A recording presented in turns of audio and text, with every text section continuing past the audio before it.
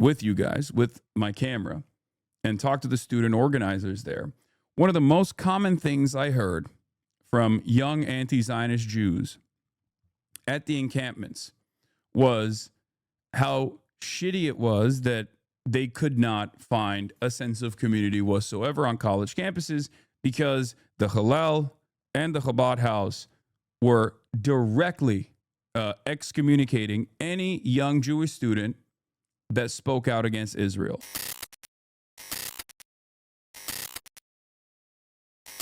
Are you going to read the Susie Wiles interview on the Trump admin? Yes. Yes.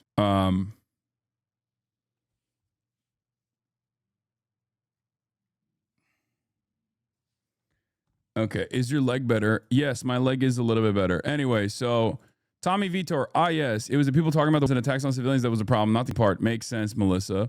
I'm sorry. Wasn't it your podcast that platformed a guy called Orthodox Jews inbred and said any kind of fucking Zionist tendency should be treated in the same way as being a rabid neo-Nazi? You defended indefensibles in Gaza. I know that was difficult for you personally, but trying to leverage this horrific attack in Australia to settle scores with their perceived political enemies is gross and a waste of everyone's time. Have a good day.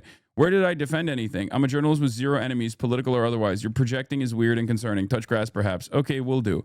And yet the fatality count in Gaza after 2 full years is still less than the number of deaths caused by just the initial impact of the in Hiroshima instantly. That's pointing out a fact, a literal fact.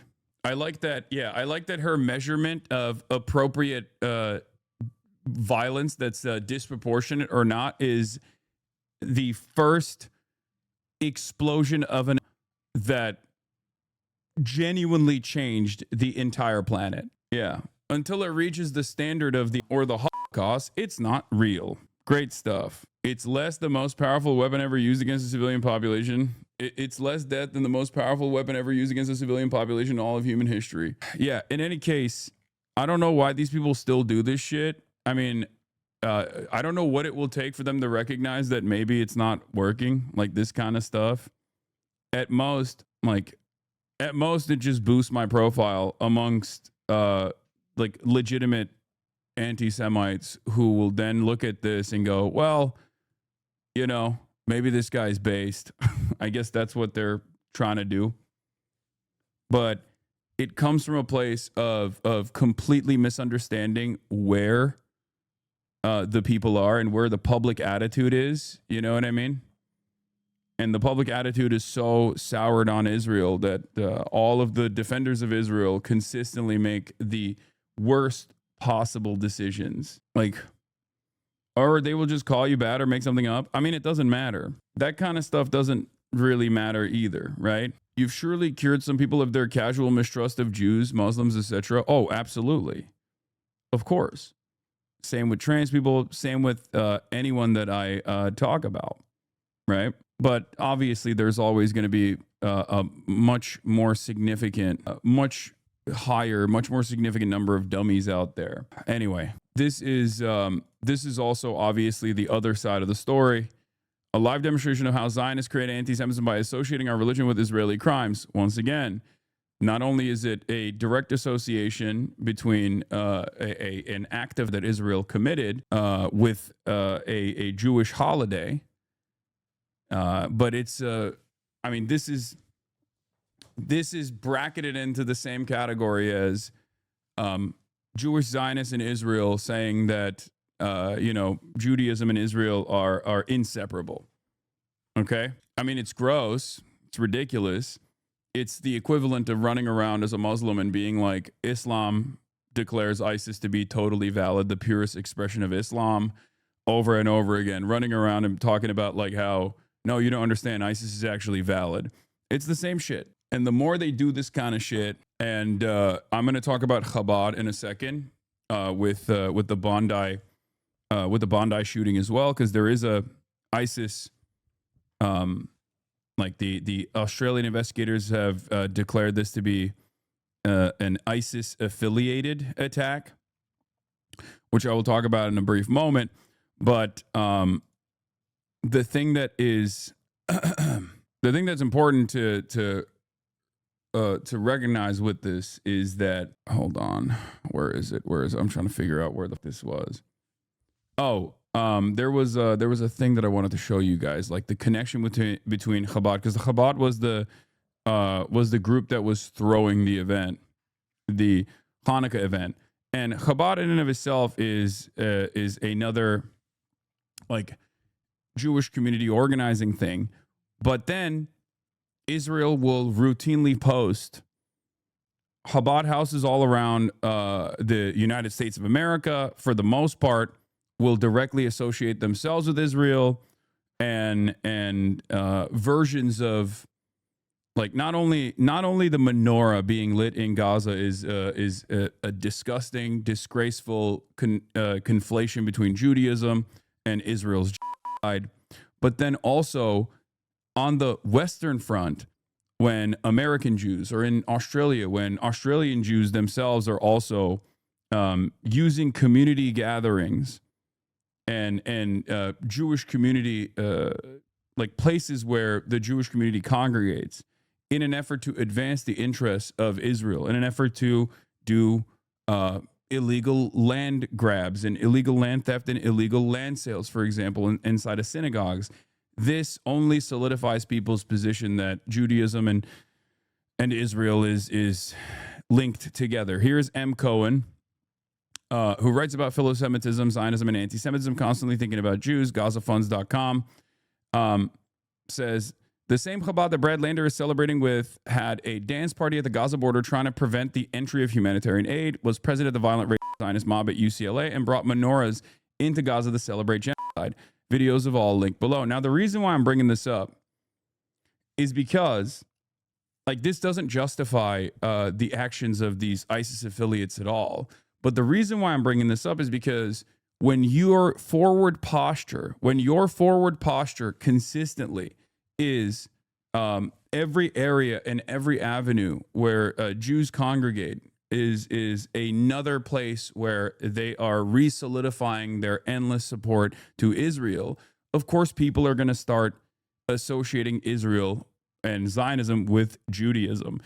The very fact that Zionism has basically become this civic nationalist religion for a lot of secular Jews in and of itself is this exact same problem playing itself over and over again. Okay? That's why I think anti-Zionist Jews are incredibly important in this cause, especially in an effort to communicate to us that this is not about Judaism in and of itself, regardless of whatever percentage of Jews are anti-Zionist themselves. Okay? To the tunes and screams of children being killed in Gaza, a group of civilian settlers dance and sing meters away from the massacre as a form of entertainment while they sit in to prevent the entry of humanitarian aid materials to Gaza. Okay. Then there's also, obviously, from November 30th, 2023, our soldiers prepare Hanukkah on the front lines in Gaza. Our soldiers in many areas, Rabbi Levi Mendelsohn said, just like any place where there are Jewish people, we're there with menorahs, tefillin, and other mitzvot. A Chabad house in Gaza. I remember all this because I covered all this. Like posting a Chabad house banner, okay, established by IDF soldiers who are students of Chabad Yeshiva Chazon Eliyahu in Tel Aviv. Like posting up the banners of a Chabad house inside of a blown out building in Gaza. Like, this kind of stuff puts Jews at risk. Okay? That's it. It foments anti-Semitism. It leans into anti-Semitic narratives. It is completely ridiculous. It's completely up.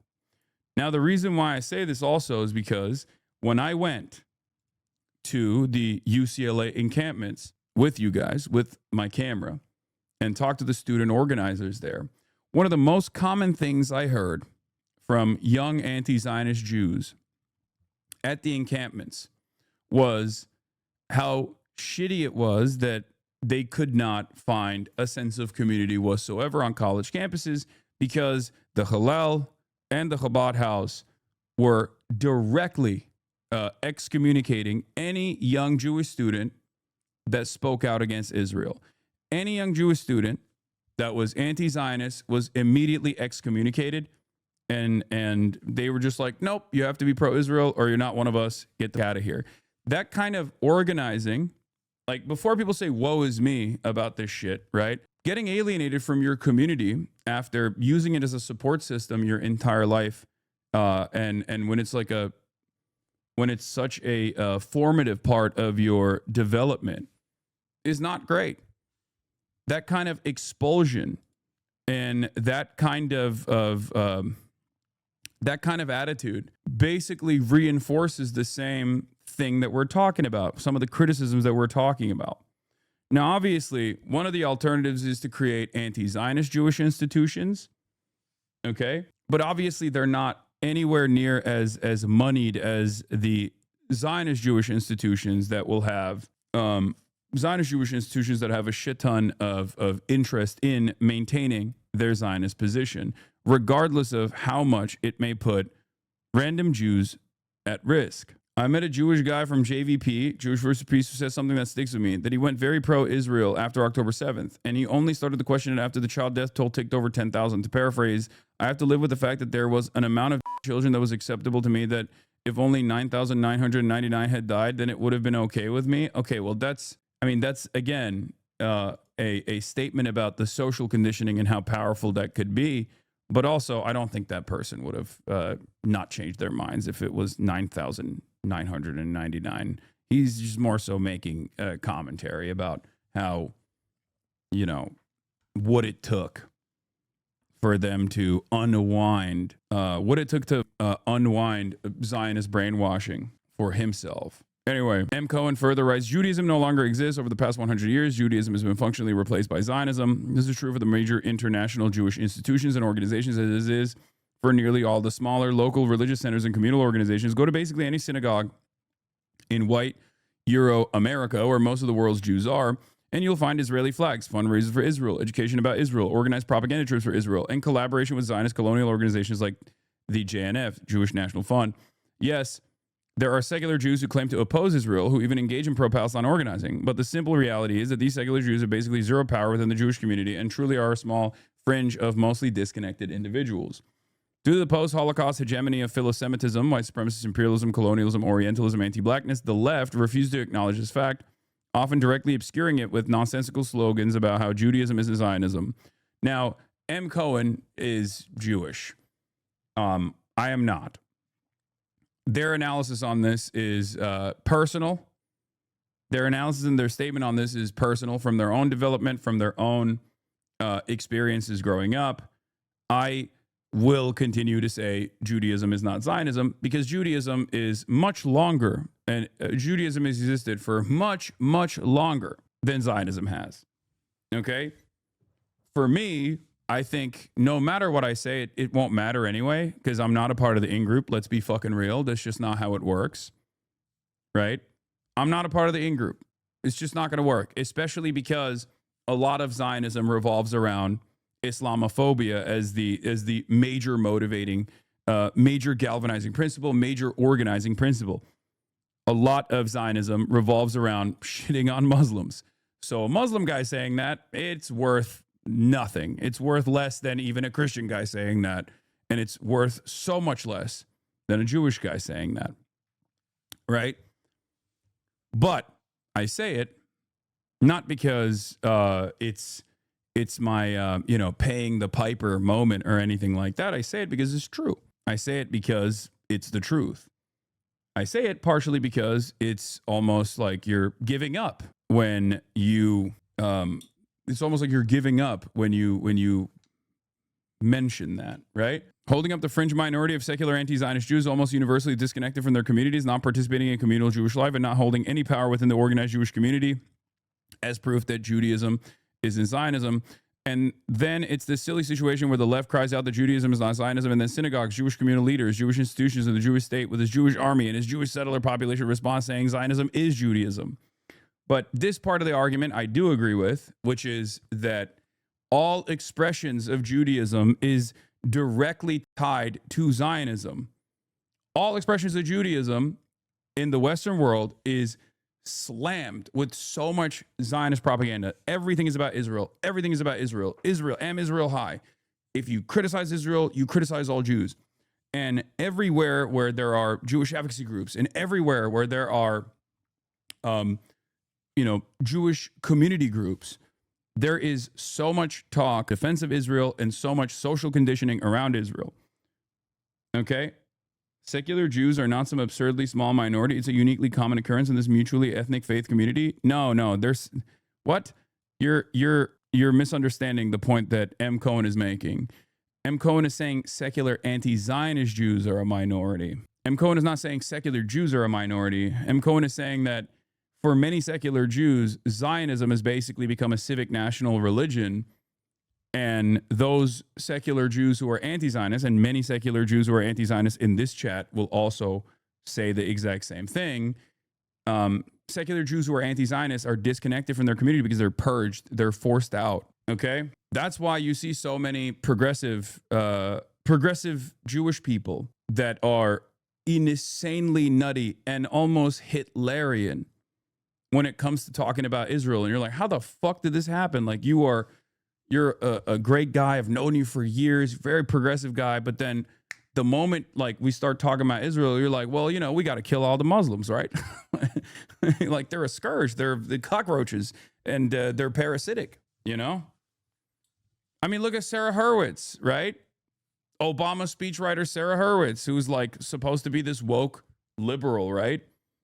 But then the moment she starts talking about Israel, she's like, well, this Holocaust studies went a little too far because it made people too anti-genocide, and it made the youth actually go against Israel's genocide. And that's really fucked up. We got to dial it back. That's insane. That's an insane thing to say.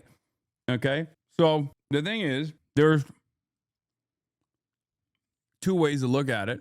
On the one hand, obviously, if Jews were this monolithic force, then there wouldn't be so much need for billions and billions of dollars of propaganda that is specifically designed to make sure that every aspect of Jewish communal life in the United States of America or in the Western world is directly tied back to Israel. Obviously, that wouldn't be the case. And also, if Jews were monolithic, then young Jews would not be completely checked out of the Israel stuff with damn near identical percentages that you see with non-Jews in general. Maybe not to the same degree, but pretty close. Close enough, at least, right? There would be no such thing. So while secular anti-Zionist Jews are a minority that is actively being pushed away with regular frequency from all of the different aspects of a Jewish community and Jewish communal existence in the Western world, this is very damaging for Jewish existence in the Western world for the future. And it's an incredibly short-sighted, incredibly bloodthirsty attitude that a lot of Zionists have, Zionist Jews in particular have, that actually put themselves and their futures at risk because it completely leans into anti-Semitic narratives and anti-Semitic conspiracies. It will be the anti-Zionist Jews that will be the last bastion and the last line of defense. It will be the anti-Zionists, not the anti-Semites, but the anti-Zionists that will be defending Jewish existence in the West and making sure that that the fascist anti-Semitic narratives do not continue growing. I do not know if we will be successful because, all things considered, there is this almost hidden agreement between anti-Semitic, anti-Israel people, neo-Nazis, and also the Zionists themselves. This admission that Zionism and Judaism are inseparable, and all Jews care about is Israel. We're in our own little fucking corner here. You reached me in Israel. Tides can turn quickly with the truth. I mean, listen. You're not wrong. But the problem is there are a million different ways of disparaging someone like myself. It is for this very reason. It is for this very reason that I think a lot of the ADL style Apartheid Defense League and like pro-Israel advocacy organizations are actively coming after people like myself rather than people like Nick Fuentes. Because if you're Jewish, no matter where you live in the world, you are understandably going to notice the likes of Nick Fuentes and the commentary coming from Nick Fuentes and go, I know what that is. That's the same kind of conspiracy that I have learned has killed my great grandparents, that has led to pogroms, that has led to the Holocaust. And it's true because it is identical, right? So it is an incredibly short-sighted way that a lot of these supposedly, anti-Semitism combating Jewish advocacy groups that are only primarily invested in defending Israel have singled out people who are not anti-Semitic but are anti-Zionist. They don't realize that this doesn't actually work to deplatform anti-Zionists at all any longer, because most people are anti-Israel. It's the popular position. And all it does is basically allow for anti-Semites to grow in popularity. People end up thinking, well, you call everybody anti-Semitic. Like if someone is simply looking at this from the outside and doesn't have the same investment in Israel that like the average Zionist has, whether they're Christian evangelical or whether they're Jewish Zionist, if they don't have that same level of investment and they've seen someone like myself routinely go out to bat, routinely fucking criticize anti-Semitic conspiracies, anti-Semitic narratives, anti-Semites in general, and then they see the premier anti-Semitism institution, the ADL, what they think is like this premier civil rights organization tasked with combating anti-Semitism, regularly go after someone like myself, that person is going to go, I don't even like this Hasan guy, but I've heard many instances where he's like defended Jews and criticized anti-Semitism, and they're calling him a fucking anti-Semite. So I guess they're calling everybody an anti-Semite. And that, so obviously, I'm anti-Israel. My friends are anti-Israel. Maybe I guess we are anti-Semites, It doesn't, it backfires. It completely fucking backfires. Yeah, Greenblatt loves to say that blaming Jews for the actions of Israel is anti-Semitic, but you don't hear much from him about guys like this. Yeah, Israeli soldiers celebrating the Hanukkah holiday by lighting torches atop the ruins of Gaza's Indonesian hospital, the main medical facility in northern Gaza that once served thousands of Palestinian civilians. Yeah, saying Miss Rachel is anti-Semitic does not convince people that Miss Rachel is anti-Semitic. It convinces people that maybe they're anti-Semitic in the same way that Miss Rachel is. It dilutes the power that anti-Semitism once held. And one could even argue that anti-Semitism, as the only intolerable form of bigotry in elite society, is only intolerable, or was only considered intolerable, because it was used as a weapon to defend Israel, to defend the state interests of this ethno-state that is an incredibly important ally by the ambitions of the State Department. Anyway, it is the boy who cried wolf analogy to a certain degree. And before people say, oh, you call everybody Nazis, isn't that the same thing, right? Like when some people say that. First of all, I call Nazis Nazis. I call fascists fascists. Okay, that's number one. Number two, the difference between that is there is a much more popular prevailing sentiment against Israel than there is a popular sentiment for Nazism. Okay? If it got to a point where everyone was like a self-described supremacist neo-Nazi, then yeah, it would be akin to, calling someone a neo-Nazi would have no power whatsoever. We're not there yet, but we are getting there. Okay, we are getting there. I saw an Instagram comment of a distant relative of mine following Miss Rachel, who doesn't even care about this stuff usually, that if liking her is anti-Semitic, then she's proudly an anti-Semite. Yeah. In any case, I think it's pretty crazy that the embassy of Israel to the USA is doing this very same thing that I'm just talking about. It's like when all Jewish institutions are consistently, or when Israel is consistently tying itself to Judaism, and other Jewish institutions are also allowing this conflation to take place, you're teaching people that like Israel is specifically and directly advancing the interests of Jewish people. If all Jewish organizing and all Jewish community events still find its way to revolve around Israel, that's what you're teaching non-Jewish people, that this is all Jews care about.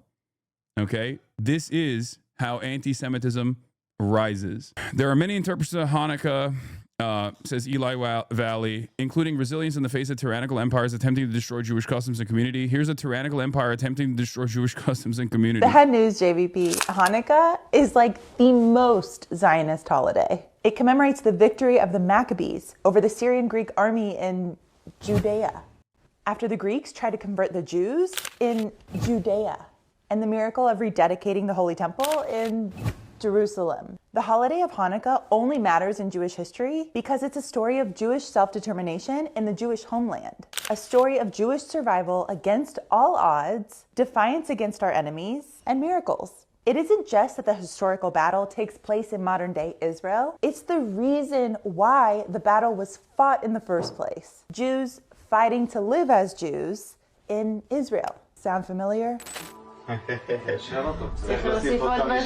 So go ahead, eat your latkes, light your menorahs, and spin your dreidels, which literally say a great miracle happened there, like Israel, which is why in Israel they say a great miracle happened here. Stop pretending you can erase everything the holiday represents and still claim to celebrate it, because there is no Hanukkah without Israel. No miracle without the Second Temple in Jerusalem, and nothing to celebrate without Jews free to be Jewish in their Jewish homeland of Israel.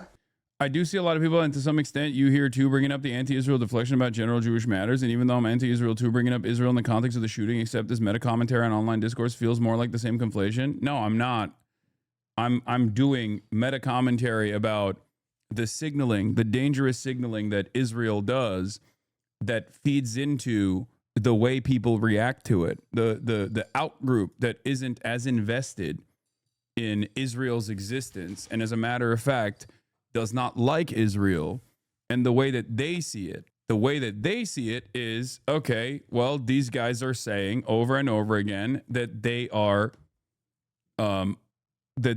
invested in this primarily, right? Happy Hanukkah. It's catnip for the fascists. And Benjamin Netanyahu, who is unimaginably unlikable, immediately in the aftermath of this massacre, running to Western media to say, this happened because you gave bare minimum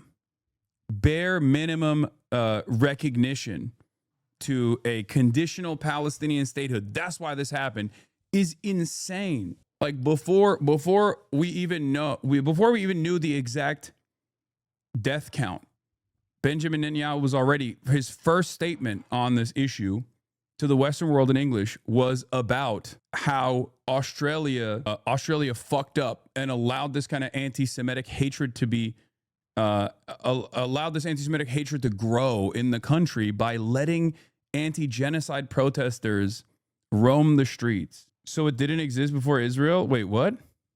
Are you saying that to me, or are you saying that to Benjamin Netanyahu? No one is saying anti-Semitism didn't exist before Israel. That would be fucking insane. Okay? I've never said that either. As a matter of fact, I talk about how anti-Semitic conspiracy theories are some of the most salient and some of the most successful conspiracy theories that have actively in times of economic turmoil, have shifted the blame over to this outgroup over and over again. Oh, you're talking about Hanukkah because of what the lady was saying. All right, never mind. I demand that Western governments do what is necessary to fight anti-Semitism and provide the required safety and security for Jewish communities worldwide. They would be well advised to heed our warnings. I demand action from them now. Also, what the fuck? What is this? Why does it always come across like he's delivering a threat? Like every time he talks about this, I've seen some people blame Bondi Beach on Zionism, and I think that's a shitty framing. Not all anti-Semitism is because of anti-Zionism. It's honestly a Zionist framing of an anti-Semitic event. No, I'm not saying that either. I'm not doing that. And that was very annoying for me in particular. I also saw that. That's actually part of what I'm talking about. You're right. There were fucking LARPers who were literally being like, some of you don't like the anti-Zionist acts that are taking place. Yeah, you know who fucking doesn't like that as an anti-Zionist act, as an anti-Israel act? Fucking the Al-Qassam brigades. Okay? There is a reason why Hamas, as the primary organizational unit that has combined the forces of the entirety of the resistance against Israel, has never operated outside of the confines of historic Palestine, has never actually demanded action outside of the confines of historic Palestine. And there are anti-Zionist, quote unquote anti-Zionist pages and some anti-Zionists who literally think that some dude with a fucking bolt action rifle chopping down an entire crowd of Hanukkah celebrators, including killing a 10-year-old, is actually doing this revolutionary act against Israel. It's fucking idiotic, okay? It's idiotic. And when you say shit like that, I mean, you're playing into the Zionist framing here. That's exactly what Israel tries to. That's exactly the conflation that Israel tries to foment. Every Jew is under threat in the Western world because they're connected to Israel. Yeah. Here's Osama Hamdan and Hamas's statement on this. Anchor, you followed today's Sydney incident where civilians were killed. Do such acts serve the Palestinian cause, especially when Netanyahu used them to speak of Islamic extremism and anti-Semitism? I believe the direct responsibility for such act lies with the scale of genocide, international hypocrisy, and regional and global failure to stop Israeli aggression. Israel has placed every Jew in the world in a position of danger by hiding behind them. What is required today is for Jews around the world to clearly state that Israel does not represent them and that Netanyahu does not speak for them, but represents a racist, colonial, terroristic project that is a worse version of Nazism. The conflation of Israeli aggression opens the door to such distortions. Ending the occupation is what ends the cause of these incidents. But there is no justification for killing civilians, whether Jewish or non-Jewish. Isn't that correct? Of course. We do not trivialize blood, whoever it belongs to. But the world stands on one leg for killing 20 people and turns his face away from killing 80,000 of our people. Doors open. Turns his face away from the killing of 80,000 of our people and the wounding of 150,000 and the imprisonment of 2 million in the largest open-air prison. The hypocrisy must be confronted. The world should say, the Palestinian people, we are sorry. We're beginning to understand your pain. There is never been a moment where any Hamas official has actually entertained this as a good thing. Okay, like Hamas's official policy since they reached any sort of real legitimacy amongst the Palestinian population has been that they do not invoke or invite global attacks or attacks against Jewish people, no matter where they are, or even like Israeli infrastructure, unironically. Bro is defending Hamas. Ain't no way, LMFAO. It's been 2 years, man. 2 years. There needs to be a point where you understand. Part of the reason why I bracket off anti-Semitism rising, or part of the reason why I also say when an act of anti-Semitic violence is taking place is morally repugnant, regardless of some of the connections that some of the victims have to Israel, is because I don't believe in that sort of politics. That's Israeli style politics. Okay? Hamas does public executions. They have no morals. Once again, every single thing that you say about Hamas, Israel has done a millionfold. Okay? The public executions that you're referencing is field justice that has existed in every anti-colonial initiative throughout time. Even Donald Trump fucking defended it. They executed Israel collaborators that were killing children and stealing fucking humanitarian aid. Unfortunately, they did not have the opportunity in the brief moment of respite to actually go through a court system. And the reason why they weren't able to do that is because Israel blew up all the fucking courts. Okay? You can't, on the one hand, I think you're downplaying the whole Israeli Bondi Beach psyop too readily. I feel like at this point, Occam's razor says they are involved, even if purposely ignoring intelligence or FBI style egging it on. I mean, it's ISIS. I think, that in and of itself is already inviting conspiracy to begin with. It was that's what the Australian government's initial investigation found, is that it is ISIS. That's part of the reason why I'm saying it's like even before we found out that this was like an ISIS connected incident. You are under no obligation, or you should not, under any circumstance, look at a situation where two dudes with rifles go and shoot up a fucking Hanukkah event in a public beach and assume that this is in any way, shape, or form a revolutionary anti-Israel act. You are insane for saying that. I'm sorry. That is an insane statement. It's not targeted even towards like any sort of significant Israeli institution or Israeli development. It's not like a, you're not trying to intervene in the affairs of like Elbit systems. You're not actually disrupting supply chains of weapons transfers going directly to Israel. You're just killing random Jewish people at that point. Okay? It's psychotic.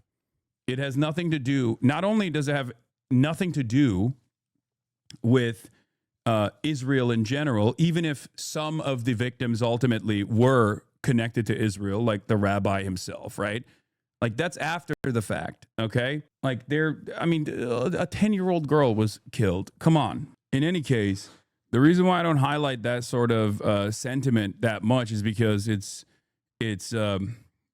utterly irrelevant in the grand scheme of things. But whenever I do see shit like that, it's very frustrating. As far as talking about like how this kind of stuff gets portrayed in the Western world, and it does still very much lean into who gets to be treated like a victim and a human being, and who is seen as unfortunate collateral damage by the Western world. Yes, Palestinians in Gaza are seen by the most woke institutions that even offer Palestinians a shred of dignity as unfortunate collateral victims.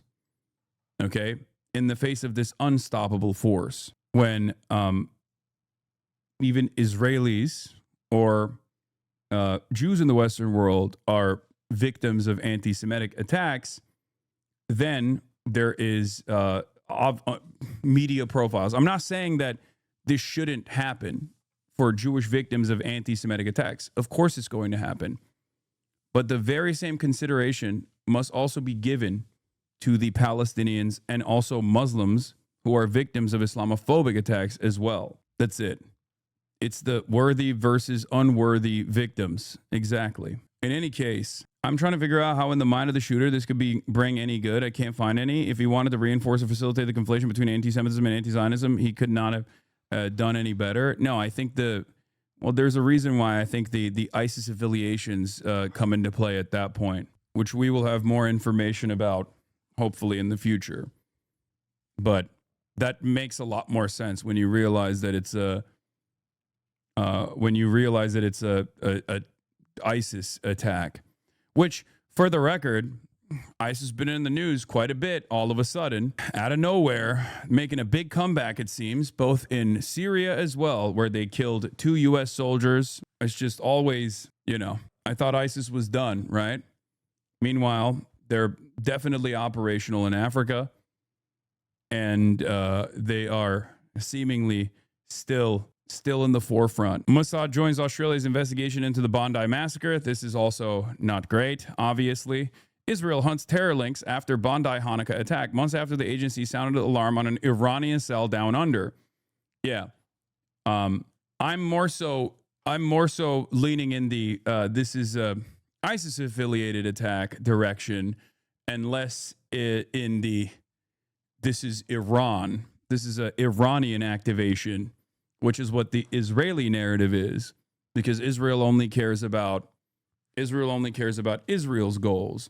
And one of their major goals is obviously to destroy Iran, to decapitate the Iranian leadership, and leave Iran as a failed state. So if you're the average American, you don't understand the difference between Iran and ISIS, even though one might even say that ISIS and ISIS-style formations in the region were directly designed and created with aid from the CIA and aid from Israel, specifically to combat against the Iranian proxies and the resistance front that gets logistical aid from Iran.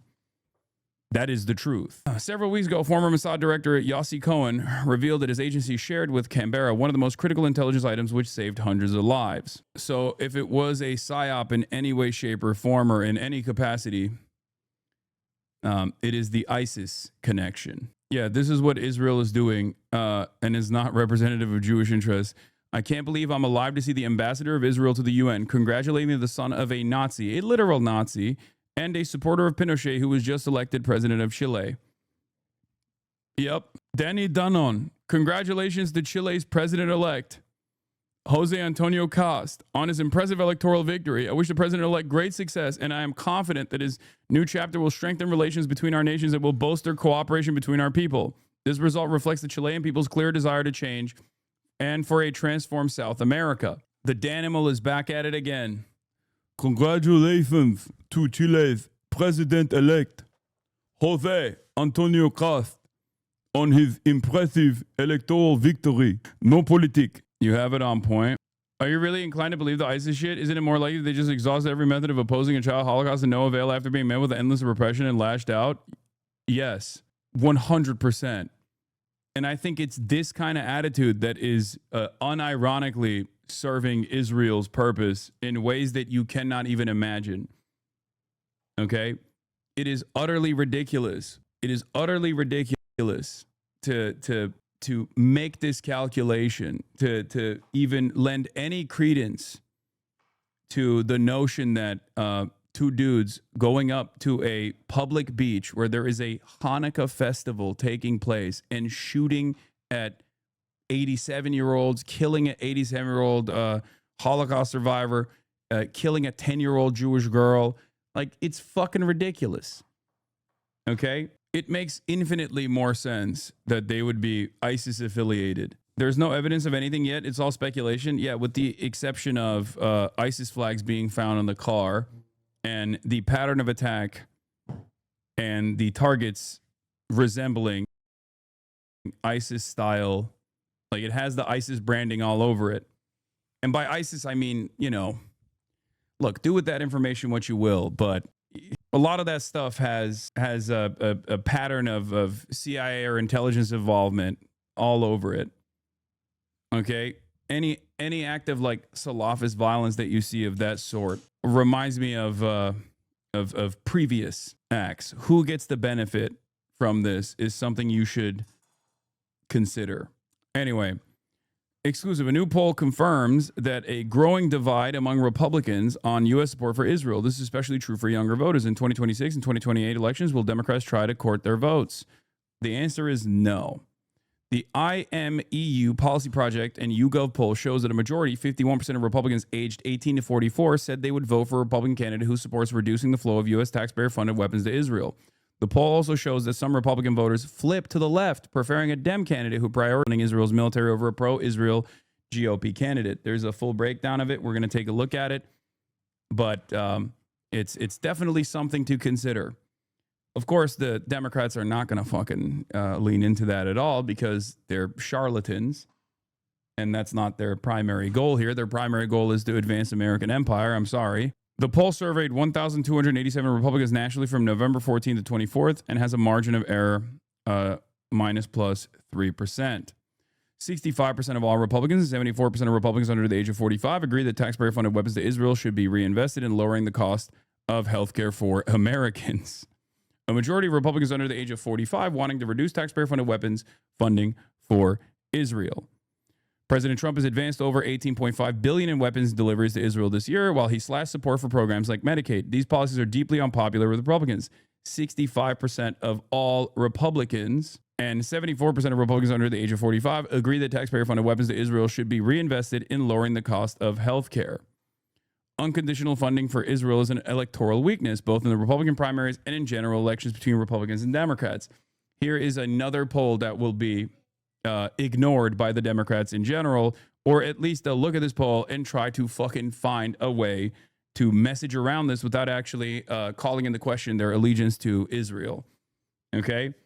It reminds me of the 37 polls that came out in the lead up to the election defeat of Kamala Harris, where there were alarm bells. There were people that were ringing the alarm bells, myself included, saying, not addressing this issue is not only morally repugnant, as at the time the Democratic Party was directly responsible for Israel's continued genocide, but also simultaneously, you're going to lose the fucking election.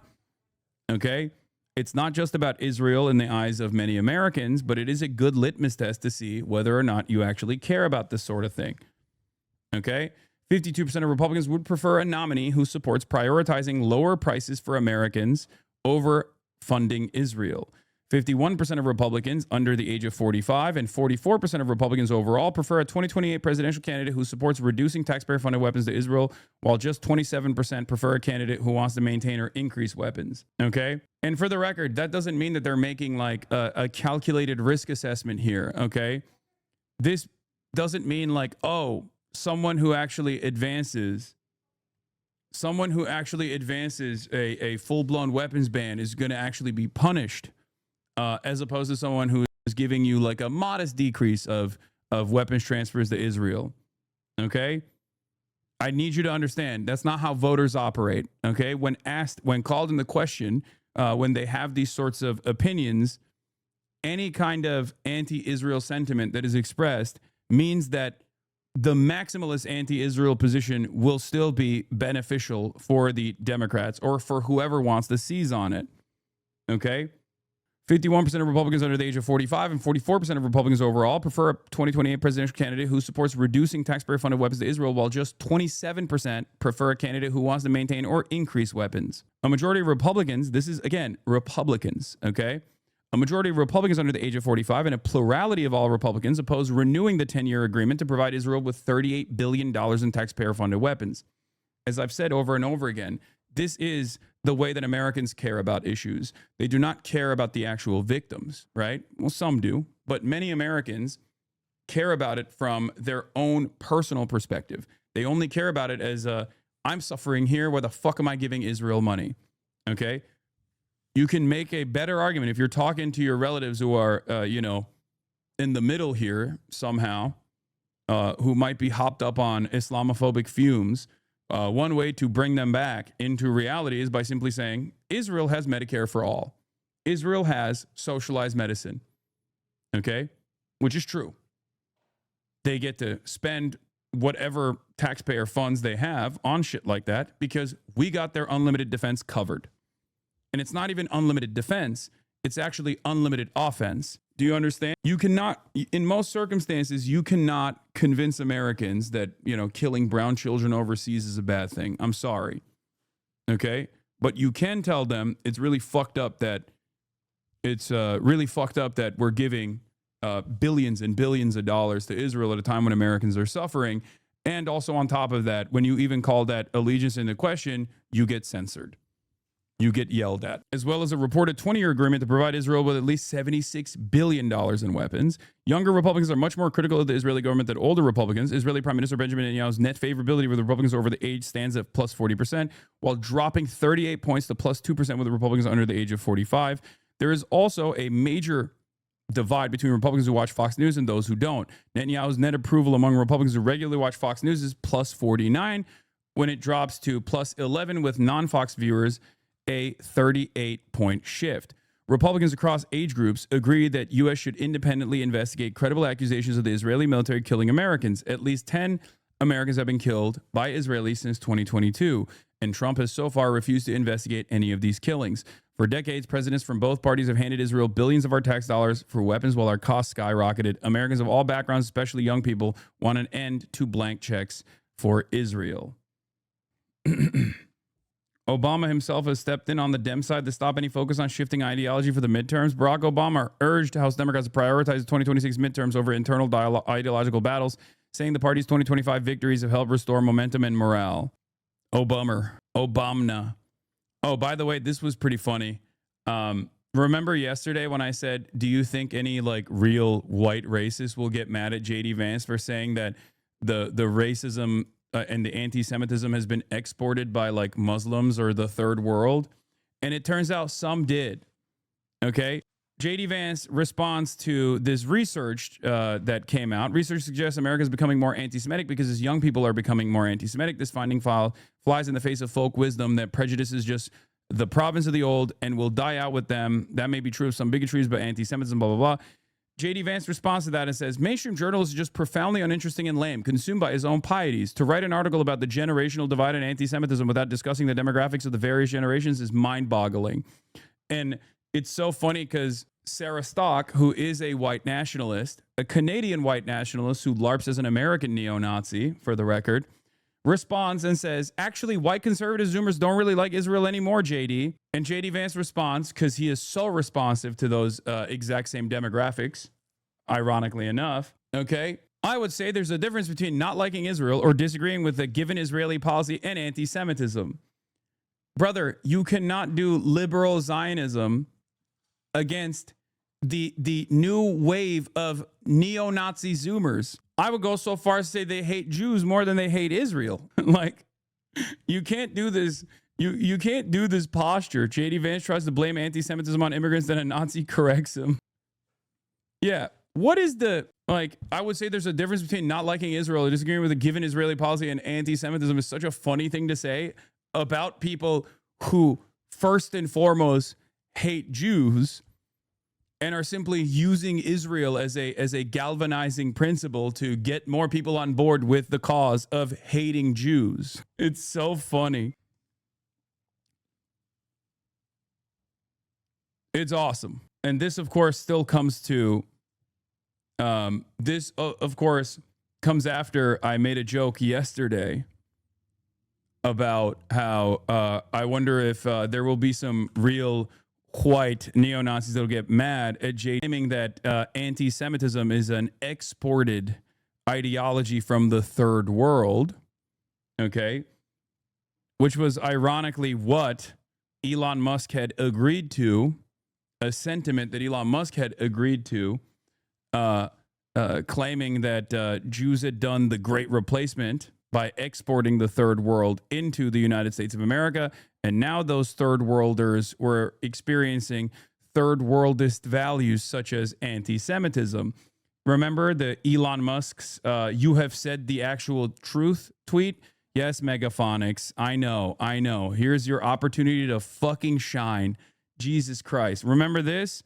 From November 15, 2023, a straight up neo-Nazi responds to a new, ad combating anti-Semitism and says, okay, Jewish communities have been pushing the exact kind of dialectical hatred against whites they claim to want people to stop using against them. I'm deeply disinterested in giving the tiniest shit now about Western Jewish populations coming to the disturbing realization that those hordes of minorities that support flooding their country don't exactly like them too much. If you want the truth said to your face, there it is. To which Elon Musk famously responded with, you have said the actual truth.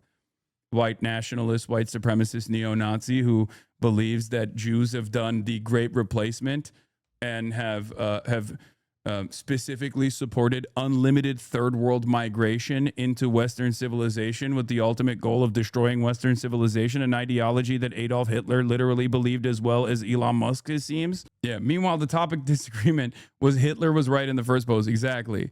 To the cowards hiding behind anonymity on the internet and posting Hitler was right. You got something you want to say? Why don't you say it to our faces? And this guy did literally say, no, Hitler was right, actually. And Elon said, you have said the actual truth.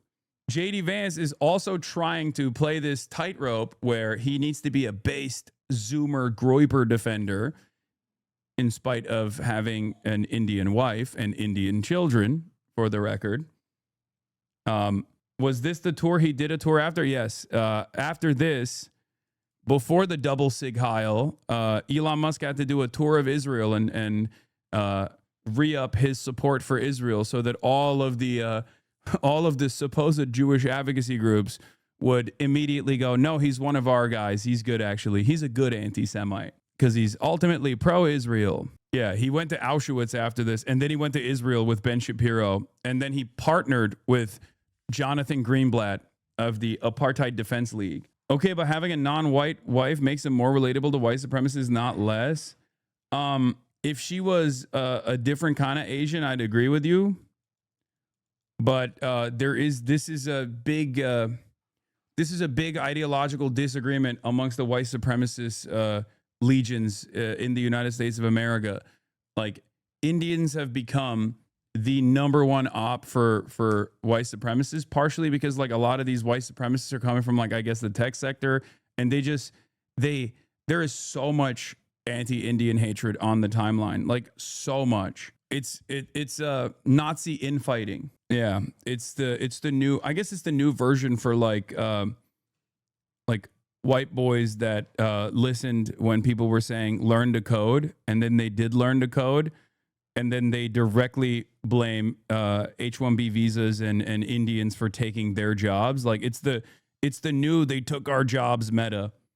The same kind of attitude that like blue collar worker, like racist blue collar workers had about like Mexicans stealing our jobs. A lot of these like learn to code faillennials and older Zoomers have towards Indians. They say they took our gerbs. Yeah, it's very racist. Stop Anti-Semitism's founder, my number two op after Jonathan Greenblatt, Lior's conference on Capitol Hill that canceling people for criticizing Israel is the best way to fight anti-Semitism. The results speak for themselves. Okay. Now, if you recall, this person is, the Jerusalem Post conference that took place has an endless amount of hilarious quotes from ultra-Zionists that feel like they're in, comfortable territory and that no one will actually assess their speech after the fact.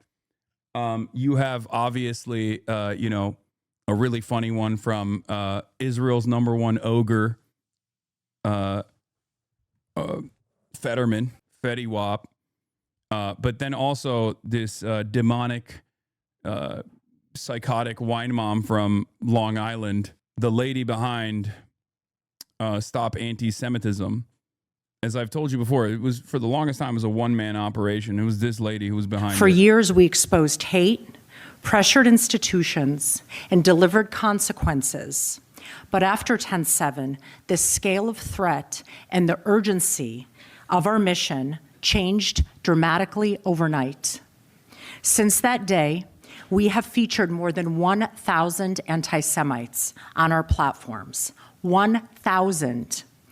Not theorized about them, not quietly documented them, feature them publicly, clearly, and with evidence. The results speak for themselves. Approximately 400 of these Jew haters have faced real consequences, including firings, suspensions, and expulsions. More than 300 of them remain in an active investigatory state across universities, corporations, DEI departments, unions, hospitals, nonprofits, and yes, unfortunately. Yeah, like she's literally saying getting fucking random nurses fired from their jobs for like wearing a keffiyeh or like a Palestine pin is the most effective tool that Israel defenders have at their disposal. It is so idiotic. It is so stupid. And especially in this day and age, I don't even want to fucking give her tips, honestly. Yeah, keep at it. Keep at it. Ironically enough, this is a major part of the reason why Americans fucking hate Israel. Like I said, over and over again, okay? Americans are hyper individualistic. They do not care about dead children overseas, especially dead brown children. Some do, but most don't. Americans are conditioned into thinking that's just collateral damage. That's just the cost of doing business. That's a sacrifice they're willing to make. But when some Americans think, why the fuck is the money going over there when it should be staying here?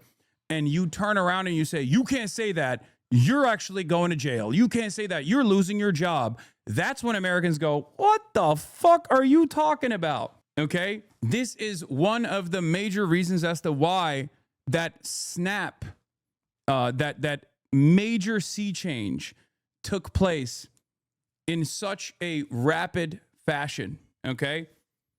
Because in the old days, you did actually have a lot of motion if you were tasked with combating anti-Semitism, when in fact, in most circumstances, you were not actually combating anti-Semitism at all. You were simply invested in anti-Israel sentiment, stamping out anti-Israel sentiment, and very successful in stamping out anti-Israel sentiment, right? Nowadays, that actually invites additional scrutiny to how much Israel is involved in our domestic affairs. And all of this like Jewish supremacist sentiment being expressed is seen by people like, this is what I'm talking about. Christians owe Jews everything. Okay.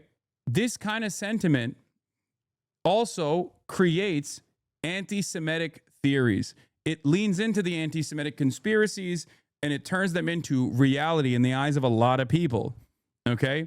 So it's doubly fucked. Fortunately, federal government agencies.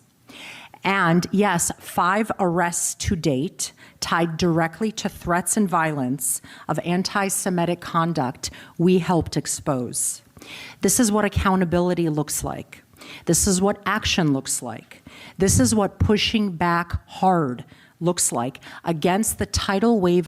You are priming up. I'm telling you once again, I've warned over and over again about this. You're priming people into fucking becoming the most insane anti-Semites. Okay? That straight up, very, very dangerous narratives that a lot of pro-Israel people are entertaining, thinking that they can still get away with saying shit like this.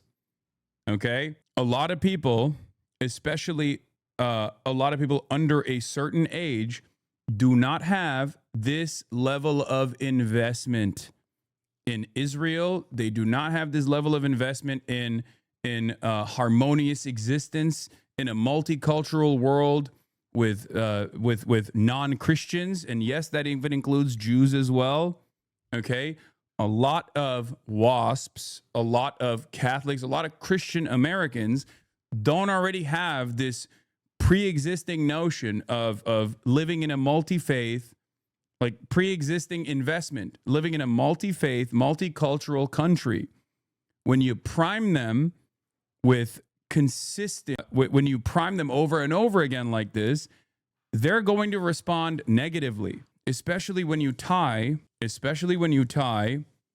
your existence on U.S. soil back to defending a foreign nation state that you call a Jewish nation state, when all they see is death and destruction that Israel is doing. And whenever they go, why are we giving so much money to them? You turn around and you say, that's anti-Semitic. You need to lose your fucking job. Of hate that has consumed the United States and global population. From our founding, Stop Anti-Semitism has operated on one guiding belief. Anti-Semitism thrives when there are no consequences. So we created consequences, a lot of them. We created visibility. We turned the spotlight towards those who targeted on our community, making silence impossible. On campuses where Jewish students were hunted through libraries, where professors glorified Hamas and Hezbollah terrorists, where... Like she's talking about one of the most famous examples of this cancellation is literally a Jewish professor, okay?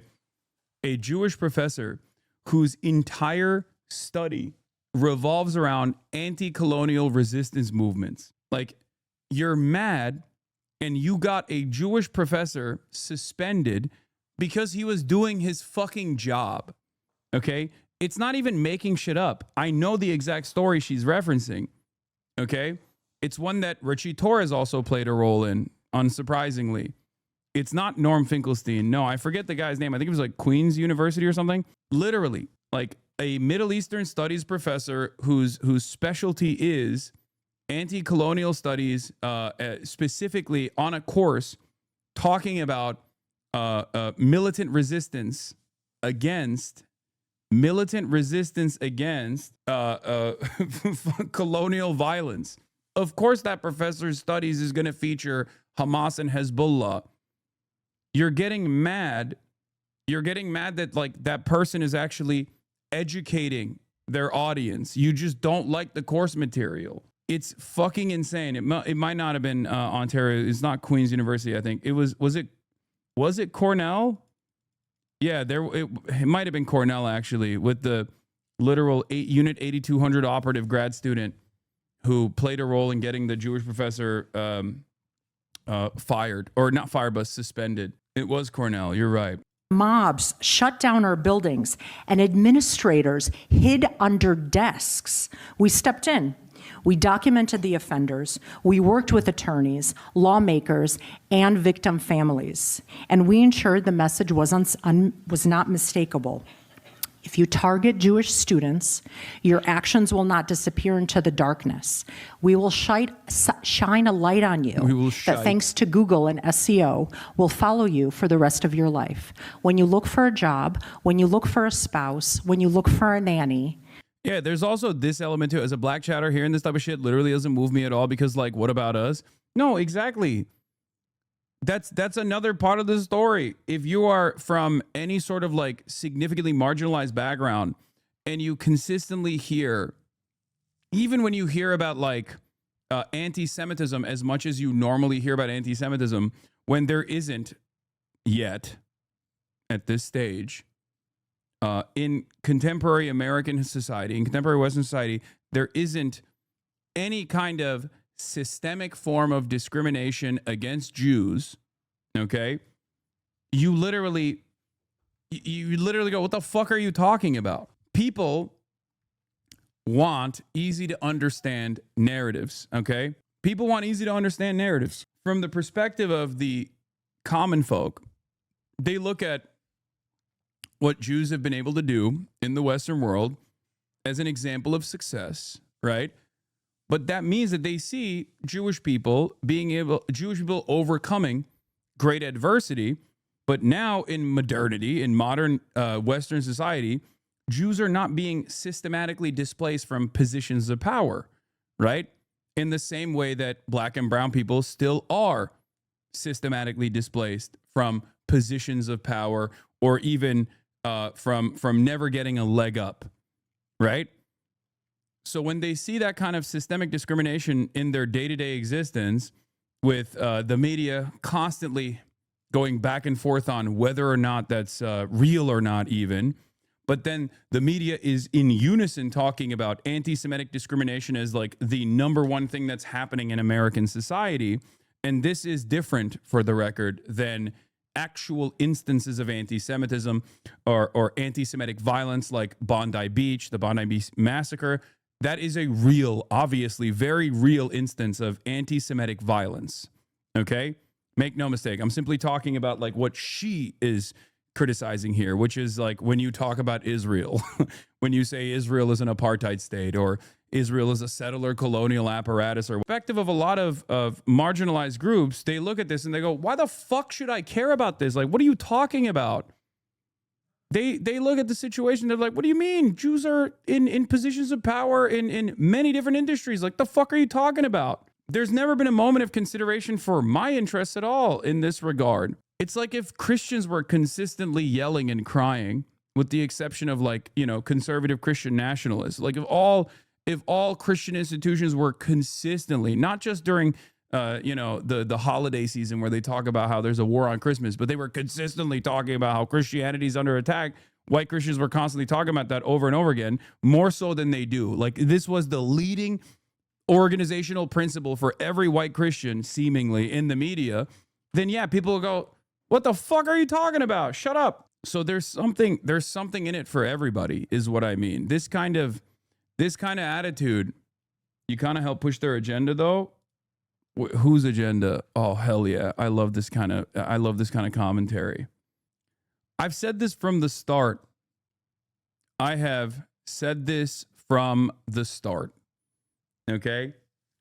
A lot of the Zionist argumentation, a lot of the Hasbara is identical to the ways in which white supremacists and far-right reactionaries, white identitarians conduct their commentary, okay? It's always a all lives matter to a black lives matter. It's always my feelings. What about my feelings? What about my feelings? And obviously the difference there is that Jews have been historically marginalized and oppressed.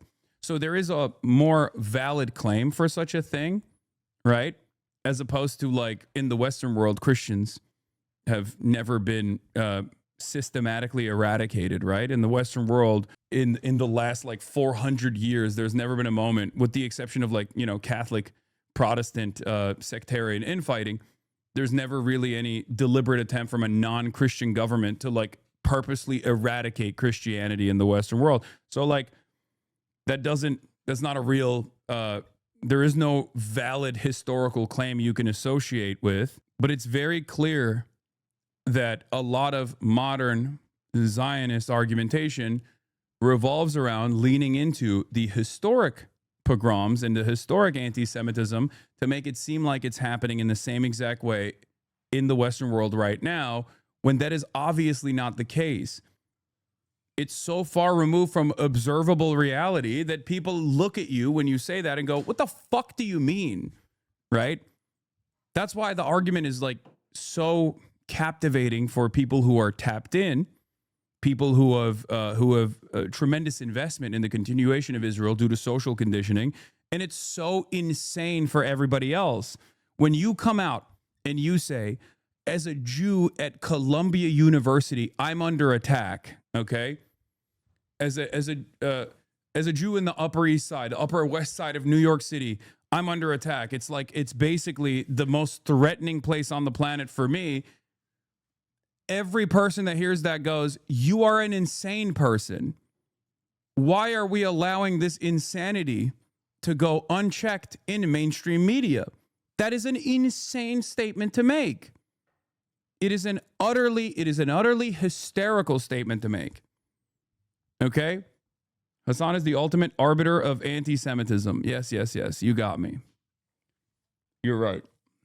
I apologize. I should have said that New York is actually the most dangerous place for Jews to live. You're so correct on this, especially now that Zohran Mamdani is the mayor.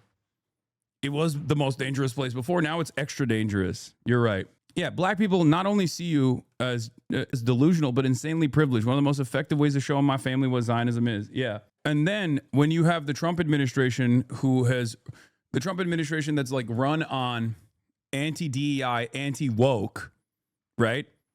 As a way to reassert white supremacist values over and over again, turn around and go, actually, never mind. We do have DEI. We do have woke for one group of people. As they cynically act as though they're combating anti-Semitism to continue along with their white supremacist, white nativist, anti-immigrant agenda.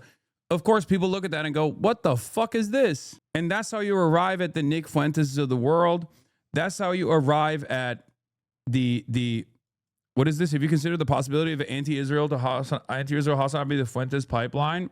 Fuck no. I'm one of the fucking few people that has not offered a platform to Nick Fuentes and openly combats his repulsive worldview.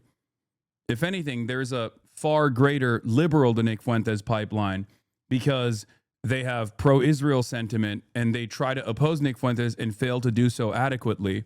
Because for people who are seeking out moral consistency, especially if you're leaning into like more reactionary framing on a lot of issues, Nick Fuentes is going to come across as a more logically consistent person. It's the opposite chatter as the Fuentes to Piker pipeline and ex-Groiper, now HasanAbi head. Myself and like Chapo Trap House and many of these other places are some of the few remaining places that people are not getting caught up in that silliness.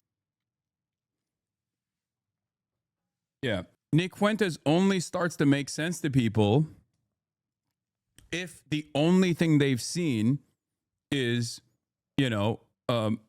liberals who are completely inept at dealing with Israel and having a conversation about Israel and are oftentimes directly pro-Israel, when what they're seeing on social media doesn't match the commentary that they're getting from the supposedly progressive or supposedly liberal outlets, then they look for alternatives. I would say Destiny's Community is an infinitely better pipeline for Nick Fuentes than anyone else. And the reason why I say that is because he not only leans into reactionary sentiment, like being able to present yourself as a liberal who simply says the N-word, right? But then also on top of that, when the overarching public sentiment is shifting so dramatically in the anti-Israel direction, and you spend every waking moment defending Israel in that process, a lot of your fans that are already familiar with Nick Fuentes is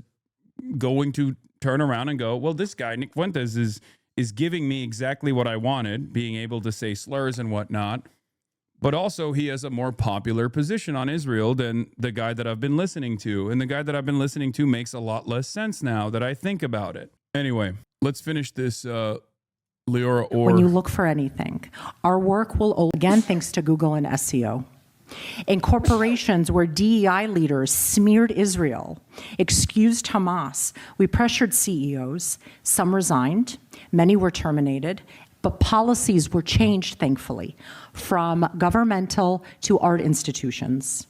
Online, where anonymous accounts spread violent threats, we traced patterns, elevated evidence, and worked with authorities, leading to arrests from Florida, South Carolina, New York, California, and Texas. And we're not slowing down, sadly. Today, Stop Anti-Semitism, I'm proud to say, runs one of the most robust anti-Semitic enforcement operations in the United States, monitoring campuses, digital networks, activist groups, and public officials, documenting incidents in real. These guys are also pitching open cancel culture to right-wingers. Good luck. I mean, right-wingers do love cancel culture. Let's be real. They just don't like cancel culture that directs cancel culture that hits them, okay? I think some right-wingers don't realize that there's a reason why a lot of these institutions don't actually go after some of the most popular anti-Israel and anti-Semitic right-wing voices for that reason. They're trying to actively tell right-wingers, like, no, don't worry. We're just using this against the left. If she came out and basically said this is cancel culture, but just against the left after the left weaponized cancel culture for decades or some shit like that, I'm sure more right-wingers would be on board. Real time and mobilizing millions of people, of allies that are quietly by our side. But the fight is bigger than the exposure, and it's about securing a future where Jewish students can walk across a quad without being screamed at, a future where employers understand that. Can you explain how these people don't understand how unhinged they sound to an average person? Yeah, they don't understand how unhinged they sound to the average person because they're only surrounded by people that agree with them. That's it. This is basically like the Zionist version of people doing, I don't know, kink it pride discourse or something, okay? There's a difference between saying like, you know, pride is valuable and understandable. It's a community building or whatever, and then like doing the most extreme version of that in the wokest ways possible, okay? Or like Z-Zir style, what was it called? Neo-pronouns, and like making that the forefront of your advocacy. They're totally bubbled in. Anti-Semitism is... Who's doing that? No one is. My point is there was a point. No one is really doing that, okay? Nobody serious is doing that, and no one now is doing that.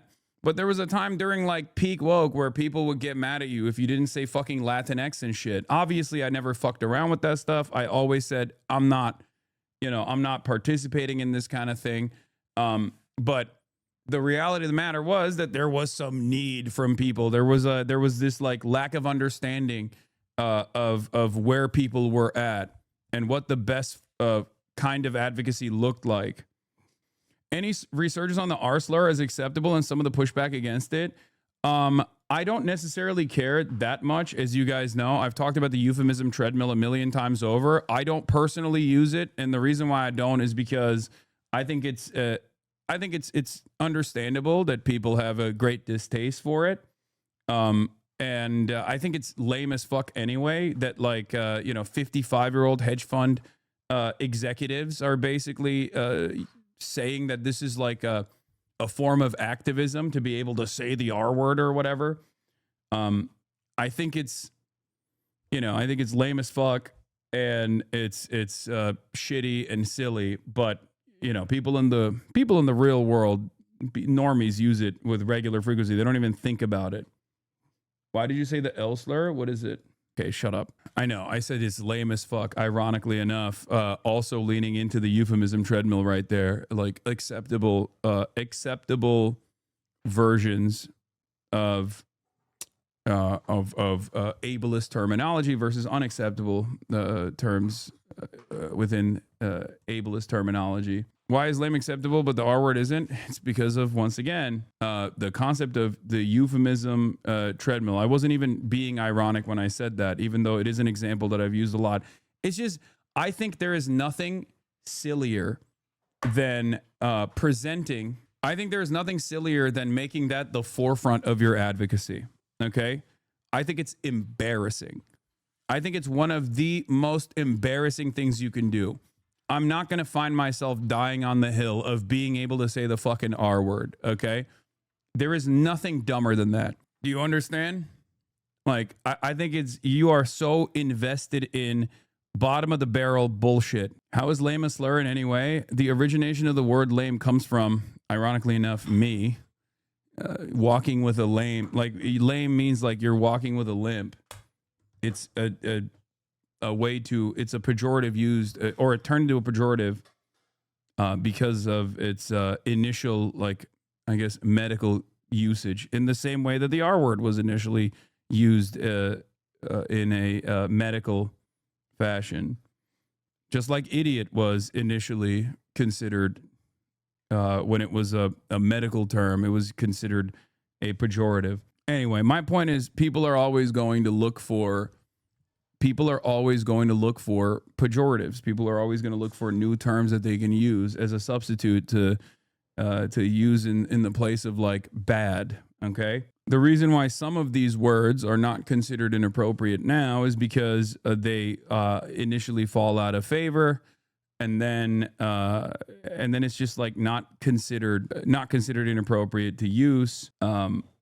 And then other words that are substituted in the process that have higher impact are then considered inappropriate to use. It is what it is. What is this? Hasan's stream for the past few months.